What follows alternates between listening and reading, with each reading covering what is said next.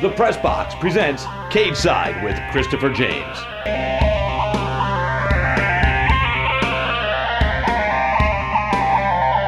What happens if you lose, Nick? Who the hell is Aquaman? I get Fruity Pebbles, Cocoa Pebbles, I get sausage biscuits. Maybe you guys will see a little footage of that later on because we got some good stuff. Go with the deuces. There you go, baby. Hey, welcome to Cage Side with Christopher James. I'm your host, Christopher James. This is going to be an MMA talk show, magazine kind of show, but it's not your daddy's MMA talk show. There's no stuffed shirts here. We're going to have a lot of fun, keep it loose, keep it light, keep it a little crazy, and definitely going to make it entertaining. Now, we're going to have interviews coming up all season long from some of the biggest names in MMA, from great commentators like Michael Schiavello to world-famous fighters like Uriah Faber. We're going to bring it all to you. Plus, we're going to have features like 5 Questions with Christopher James, where I just go a little bit off the map, and something that I call the Fighter Field Trip. More details to follow on that one. But the only way you're going to find out about all the great stuff on Cage Side with Christopher James is to stay tuned with us right here on Cage Side with Christopher James. Don't forget, you can check out our website as well at CageSideWithChristopherJames.com, or to make it real simple, just go to MyMMAShow.com and you can keep up with everything on the show. Send us your ideas, tell us what you want to see, tell us what you want to hear, tell us who you want us to talk to, and we're going to do it for you because that's what we're here. It's all about you guys at home, the fans. So thanks for tuning in to Cage Side with Christopher James, and we'll be right back. Cage Side with Christopher James is brought to you by The Press Box and Eric J. Herman, attorney at law. And for stuff you didn't see on today's show, make sure you go to our Facebook page, Cage Side with Christopher James, for behind-the-scenes footage and a little bit of blooper stuff.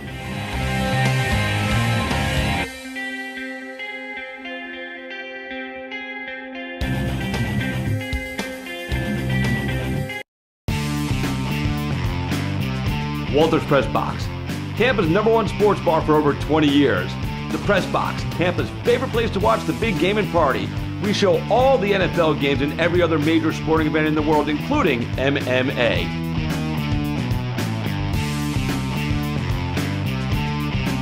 (222) South Dale Mabry Highway, Tampa, Florida.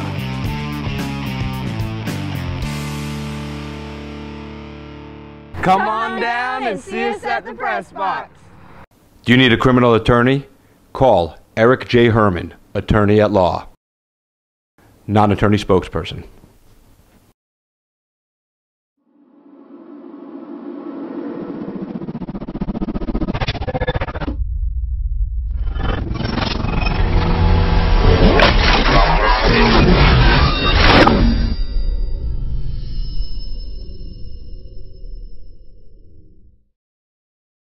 Don't forget to follow us on Twitter at MyMMAShow.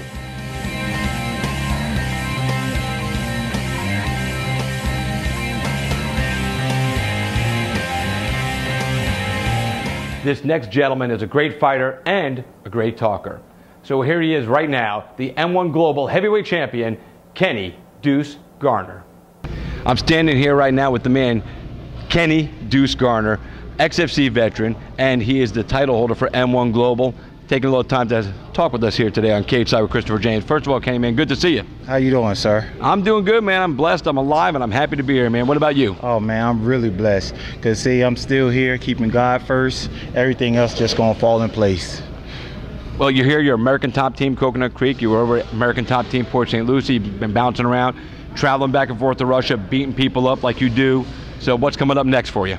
We going to Moscow, Russia for the rubber match with Deugue, some Russian name. It doesn't even matter because I already knocked him out. I made him quit, you know what I mean? He beat me in 2010. I had a chip on my shoulder, so I haven't lost since. Yes, I haven't lost since. So now I'm gonna go back over there and finish him and make sure he never want to fight me again, because that's what we do. We just beat people at brains out. So right now I'm just training, getting ready for, I'm gonna beat him and then ready for the next fight. So it doesn't matter where I go, any country, any town, any city, any backyard, we're gonna get it in. Well, you know, you're doing the M1 Global, you got the title. So, and you know, those fights are mainly taking place overseas in Russia all the time. What about coming back to the States and who's looking at you, who are you looking at? I love to come back to the States, but I got a 6-fight contract with M1 Global. And how many fights are you in? This would be the second fight, so I get these 5 fights out the way, then see what's going on, what's next for me. Because whoever got the belt, that's who I want to fight, because that means they're the best. So, and I feel that I'm the best. So the only way to prove that you're the best is fight the person who have the belt, who's the best. So if I come back to the United States and anybody want me, I'm here at Coconut Creek. Just come on and holler at me. So is there any particular organization you want to come fight for when you come back to the States? It doesn't even matter. Whoever paying that check, you know what I mean? Whoever had the best, that's where I want to go. Whoever had the best. If you got the best fighters, that's where I want to be at. So I don't want to give nobody names out because they might don't have the best fighters. I just want whoever have the best fighters, that's where I want to go at. All right, you said the best fighters, and you also said who has a check. So is it more about the check or the best fights? It's a little bit of both, but I'm going to go morely with the best fighters because the check will be gone, but the victory will always be here. Nice. Well, listen, I appreciate you taking some time to talk with us today, man, for the TV show. We're going to feature you up on the show, man, because you're a great guy. We love having you on. For Kenny Deuce Garner, I'm Christopher James, Cage Side. We're going to throw up the deuces for me one time. Throw up the deuces. There you go, baby.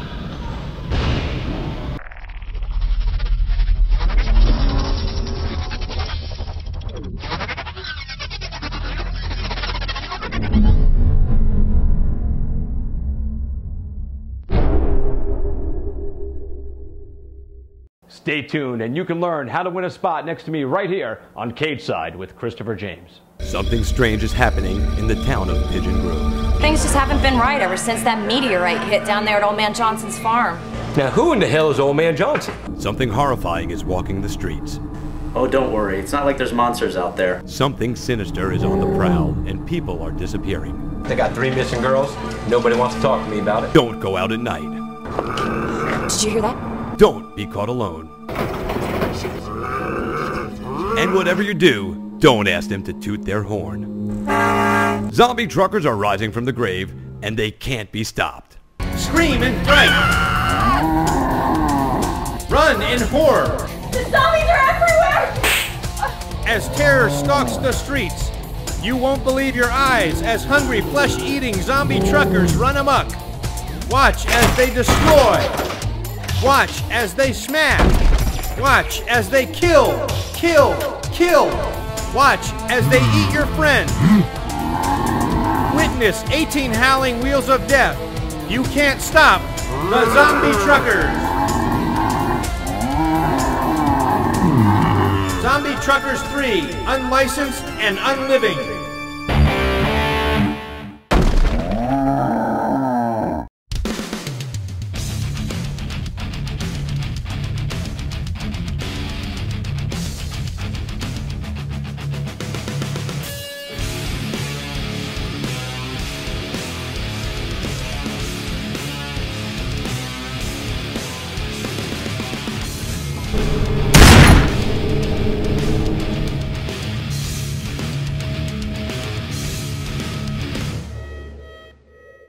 Cage Side with Christopher James would like to thank Fall of Envy for providing us our theme song. Now, check out this video by one of the greatest rock bands in the world.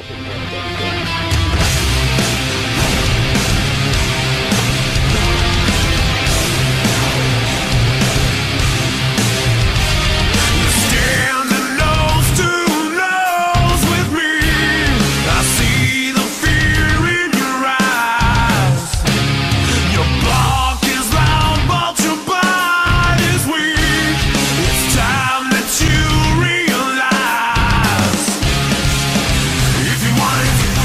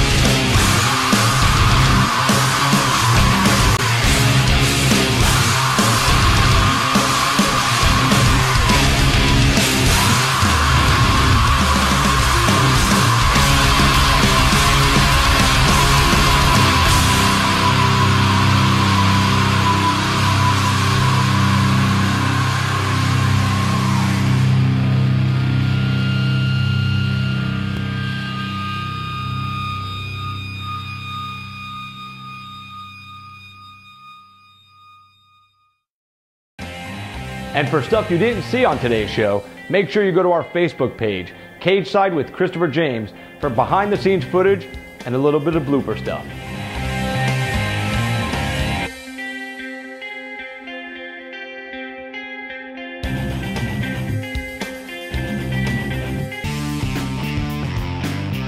Walter's Press Box, Tampa's #1 sports bar for over 20 years. The Press Box, Tampa's favorite place to watch the big game and party. We show all the NFL games and every other major sporting event in the world, including MMA.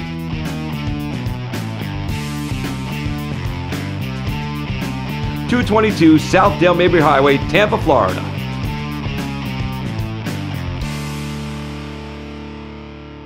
Come on down and see us at the press box. Do you need a criminal attorney? Call Eric J. Herman, attorney at law. Non-attorney spokesperson. What I want to talk to you guys about today is things that make me angry. Things that shouldn't happen, particularly fights that shouldn't happen. And there's two that I got right here in the front of my mind. The first one is Frankie Edgar versus Jose Aldo. Now, originally, it was supposed to be Jose Aldo versus Eric Koch for the title. Koch got hurt. So right away, Dana White scrambled and brought in Frankie Edgar, who he's been trying to push to go down a weight class from lightweight since he lost twice to Ben Henderson. Now, Frankie Edgar is a great fighter in his own right, but there are other guys at 145 that deserve a shot at Aldo before Frankie Edgar gets one. Frankie Edgar is just stepping into the weight class and should have to fight at least once before he gets a title shot. Now, this fight was originally supposed to happen this year, but Aldo was injured in a motorcycle accident. So they push it off, and it's going to be Super Bowl weekend. I don't think it's right to the guys in the division that are getting put aside so Frankie Edgar can continue to be put up in the spotlight. Even though he was a great champion, he lost his last two fights. How do you get a title fight when you lose your last two fights? Doesn't make sense to me. Now, the other fight I want to talk about is Chael Sonnen versus John Jones. As most of you guys know, these guys have been tagged as the coaches for The Ultimate Fighter Season 17. Now, you know what happens after the Ultimate Fighter season? The two coaches face off. Now, this just happens to be a title fight. And again, how does Chael Sonnen get a title fight? All he could do, the best thing he does is run his friggin' mouth. He talks crap, and I gotta tell you, he brings a little WWE flavor to MMA, and he knows how to hype a fight. I give him all the credit in the world for that. But it doesn't mean you deserve a title shot. Dana White, what are you thinking? All you're thinking about is your pocketbook, the purse strings, and you're not thinking about the fans or the fighters that work hard every single day to make their way to the top of the division. I mean, is there a ranking system in the UFC? I don't know. Do you guys think there should be? I sure do. You know, guys like Alexander Gustafsson who are busting their butt to make their way to a title shot. Guys like Phil Davis who are knocking down guys in front of them every single time they fight. And these guys are getting put to the back of the bus so a mouthy son of a gun that has no business fighting for this title is getting a shot. Why? Because he sells pay-per-views. I thought this was a sport, not entertainment. Now, I want it to be entertaining, but the sport's got to come first, and the athletes got to be shown respect. And for me, that's what's most important. What do you guys think? Am I crazy for thinking what I'm saying? Or am I crazy for saying what I'm thinking? I don't know. If you guys want to pipe in and chime in, send me an email over at our website, mymmashow.com. Or you can leave it on our Facebook page, Cage Side with Christopher James. And we'll touch back on it next week. Do you need a criminal attorney? Call Eric J. Herman, attorney at law. Non-attorney spokesperson. UFC 154 took place last Saturday night at the Bell Center in Montreal, Canada, and it was the much anticipated return of the champion, the man himself, George St. Pierre, the welterweight champion of the world who's been out for over 18 months with a knee injury. Well, he's back, kids, and let me tell you something, he didn't disappoint. In front of the home crowd, which was rocking that arena, he went to work and dismantled Carlos Condit, who was the welterweight interim champion. It was a 49-46, 50-45, 50-45 unanimous decision for George St. Pierre. Rush is back in the house. In some of the other fights we saw last night, Martin Kampmann and Johnny Hendricks went at it, but it was a really quick fight. Johnny Hendricks went to work 46 seconds in and laid the wood on Martin Kampmann, knocked him out, and established himself as the #1 contender for the welterweight title. Other action on the card, Mark Hominick, the Canadian, against Pablo Garza. Pablo Garza took it took a little beating in the first round, but came back in round 2 and 3 to win the fight. And earlier in the night, there was controversy as Alessio Sakara and Patrick Cote went at it. And Alessio Sakara, for some reason, just started pounding Cote in the back of the head. And even during the fight, Dana White was tweeting, he's going, I just counted 9 illegal punches. The referee was standing there watching these punches just rain down on the back of dude's head. It was absolutely insane, but Patrick Cote did get the win via disqualification. UFC 154 took place at the Bell Center in Montreal, Canada, and it was an exciting return for the champion, George Rush St. Pierre. Stay tuned for more action right here on Cage Side with Christopher James.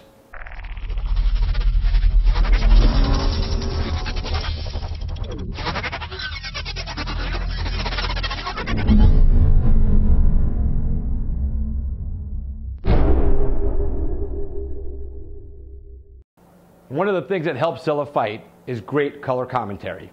And without a doubt, the best in the business is the voice. So here he is from AXStv Fights, Michael Schiavello.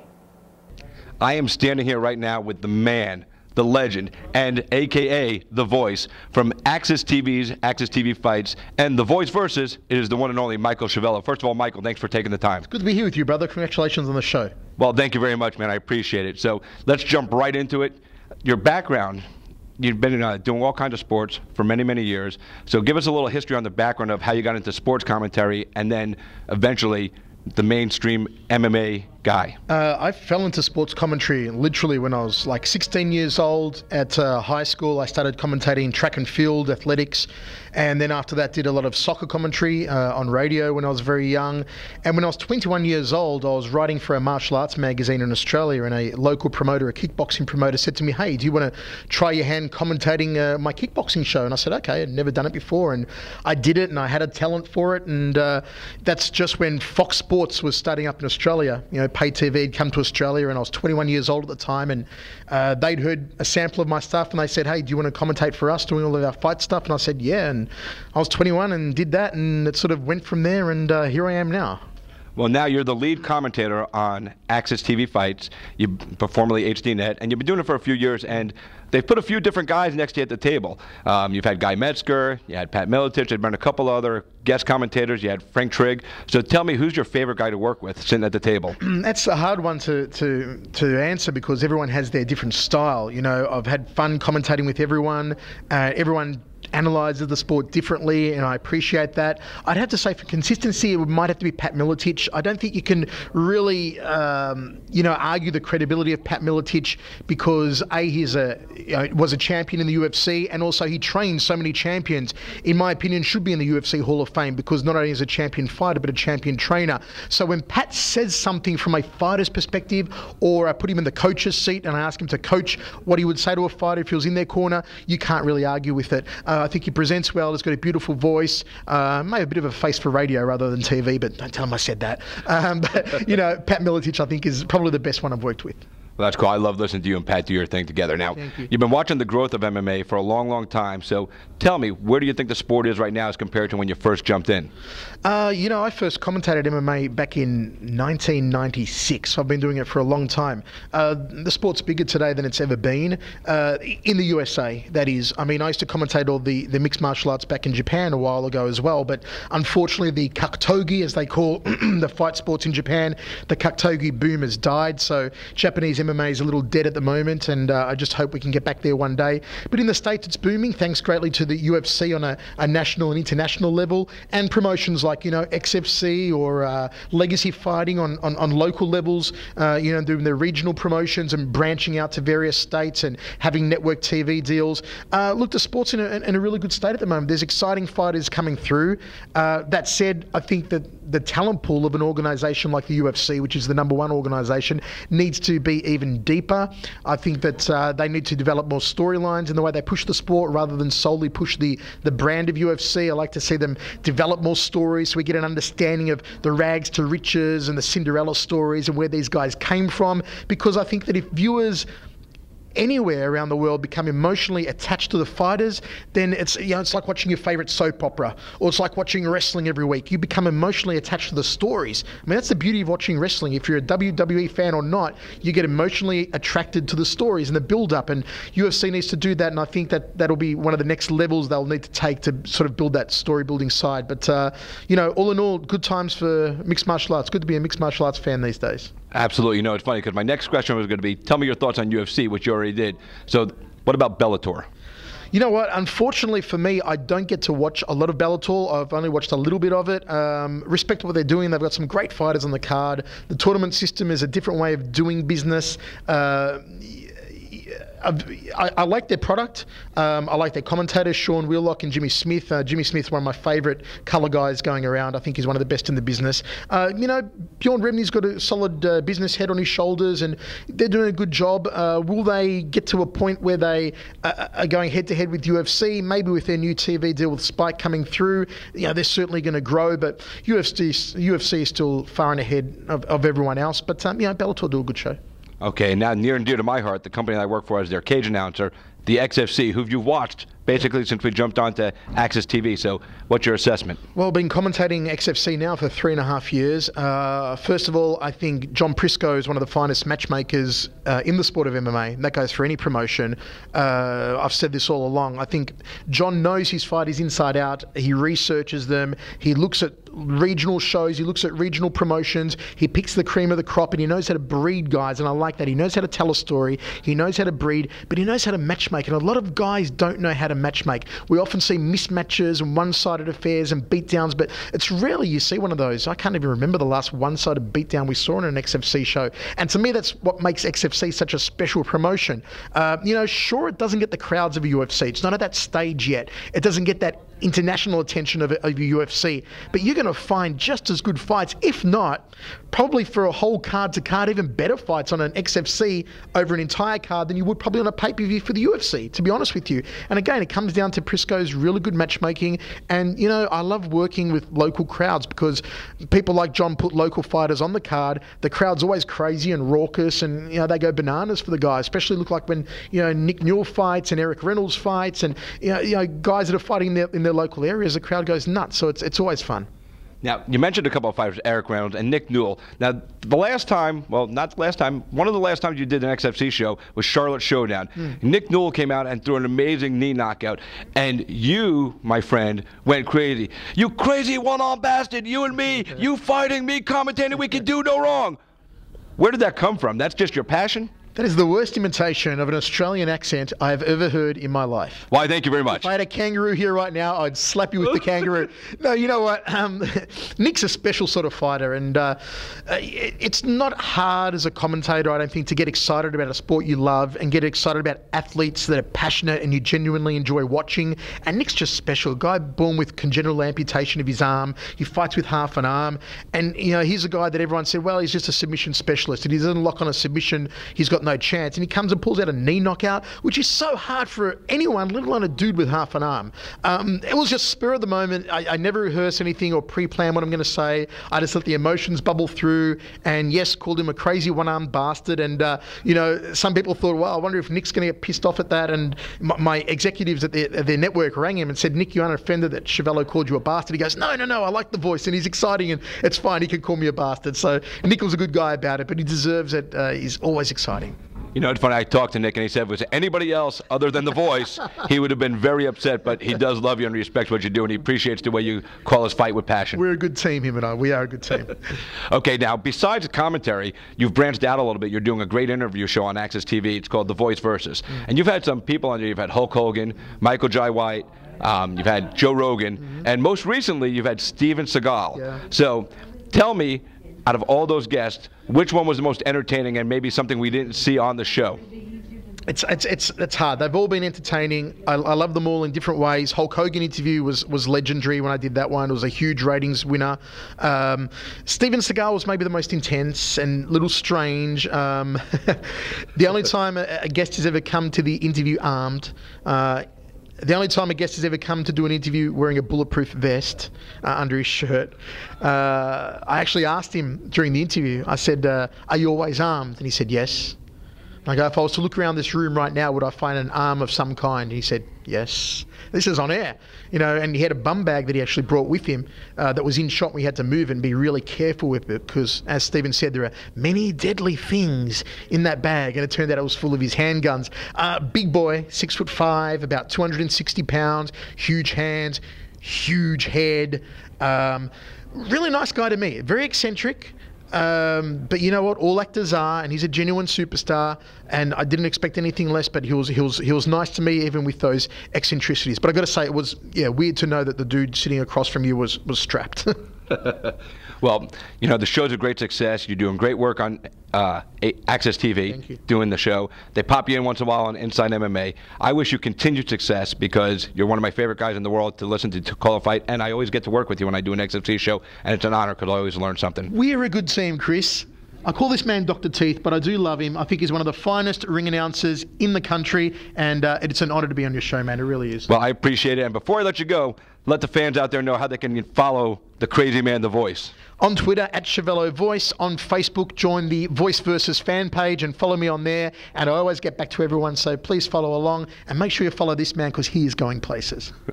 Well, thanks a lot, Michael. I appreciate you, like I said, anytime. And looking forward to talking again real soon. For Cage Side with Christopher James and The Voice, Michael Schiavello, we'll see you soon. Hey, thanks for tuning in to Cage Side with Christopher James. I had a great time being in your house today. Well, I wasn't really in your house, but you know what I mean. Stay tuned to Cage Side with Christopher James for the latest MMA and some stuff that's not MMA. Until then, you're Cage Side. I'm Christopher James.